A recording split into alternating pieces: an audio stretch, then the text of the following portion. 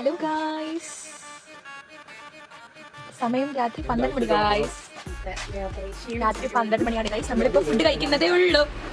എന്താണ് ശ്രീകുട്ടാ നീ കഴിക്കുന്നത്? Chicken leg piece. Porotta and chicken leg piece at 12 money.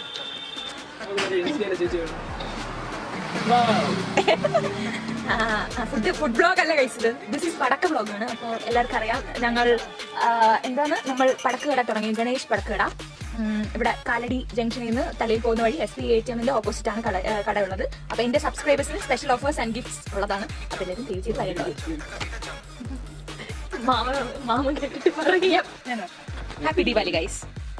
Happy Diwali. Bye.